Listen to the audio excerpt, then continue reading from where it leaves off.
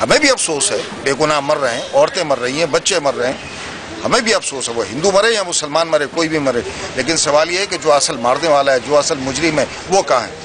इनको नहीं दिखाई देता नांदेड़, नहीं दिखाई देता नागपुर में जो कुछ हुआ, जिस तरह से बम बनाते हुए 2 लोग मरे बजरंग दल के, नांदेड़ में जो कुछ हुआ वो हुकूमत के सामने, कानपुर में और नांदेड़ में क्या उनको गिरफ्तार किया गया?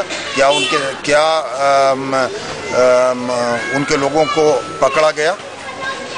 डिमांड है कि बजरंग दल पर और विश्व हिंदू परिषद पर पाबंदी लगाई जाए, लेकिन हुकूमत के कानों पर क्यों नहीं दी रही? गवर्नमेंट क्यों फेल हो रही है, आप क्या समझते हैं? ये तो हुकूमत जवाब देगी, हुकूमत जवाब देगी। आज मुसलमानों को और इस्लाम को निशाना बनाया जा रहा है, और जिस तरह से इनके साथ हुआ, इस तरह न मालूम कितने हज़ारों लोगों के साथ हुआ।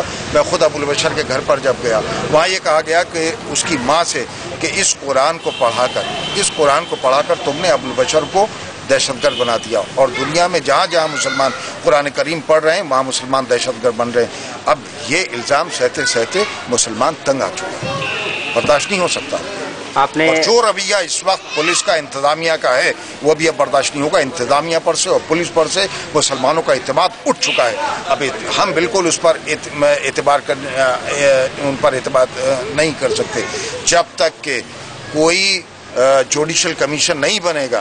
पुलिस के साथ साथ वो भी उसकी तहकीकात करें। अगर जुडिशल कमीशन ये कह देता है कि साहब सबूत है इनके ताल्लुक से कि ये दहशतगर्दी के मामलात में शामिल रहे, तो ठीक है, कोर्ट में मुकदमा लड़ेंगे। लेकिन पुलिस जिसको चाहे पकड़े और पकड़ने के बाद उनको अजियतें दे और उसके बाद इकबाल जुर्म करवाए, तो आप किसी को पकड़ लीजिए, किसी को पकड़ लीजिए, पकड़कर उसको जब आप मार लगाएंगे तो वो तो उल्टा सीधा बोलेगा। मुस्लिम ऑर्गेनाइजेशन से आपने कोई लेटर लिखा है पिछले दिनों, क्या मैसेज है उसमें?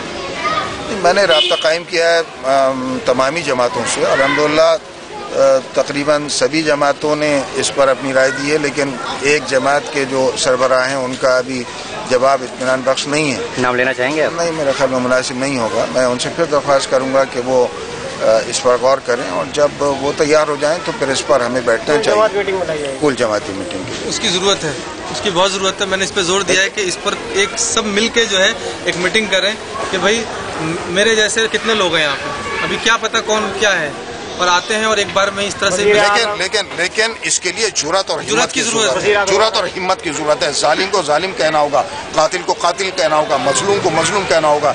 ये नहीं है कि हम वजीर आजम के सामने जाएं और ये कहें कि साहब मजलूम जो है वो कातिल है। ये नहीं होगा जब तक कि जुर्रत के साथ इसकी मुखालफत ना हो, चाहे वो पुलिस करे, चाहे वो हुकूमत की कोई भी एजेंसी करे, उसके खिलाफ खुलकर मैदान में निकलना होगा। इसके बगैर हिंदुस्तान में मुसलमान। प्राइम मिनिस्टर ने आपसे क्या कहा? आप मिले थे प्राइम मिनिस्टर? देखिए, प्राइम मिनिस्टर ने बहुत कुछ कहा, लेकिन सवाल यह है कि वो करते क्या है, अमल करते हैं या नहीं करते हैं। हमने सारी जो रुदाद है, मुसलमानों का जो दुखड़ा है, मुसलमानों पर जो मजालिम हो रहे हैं, इस्लाम को जो निशाना बनाया जा रहा है, वो उनके सामने रखा है। उन्होंने वादा भी किया, एक ऑफिसर को डिप्यूट भी किया उन्होंने कि तमाम शिकायत उनके पास भेजी जाए, लेकिन उसके बावजूद ये सिलसिला तो आज अब उनसे मुलाकात के बाद भी ये गिरफ्तारी हुई, अगवान साहब की भी हुई और अदनान साहब की भी हुई। तो ये क्या है? ये कहीं मुजरिम है?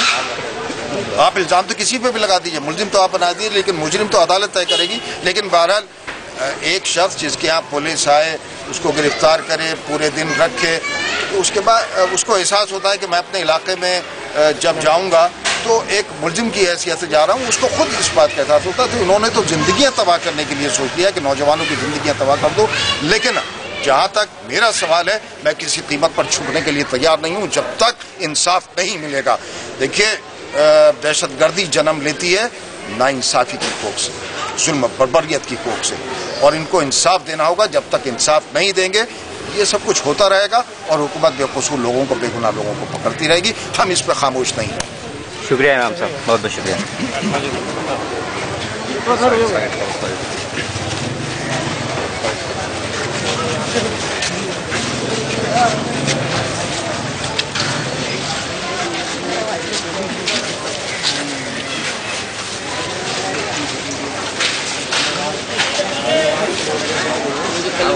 कौन से प्रेस आ रहा है कोई?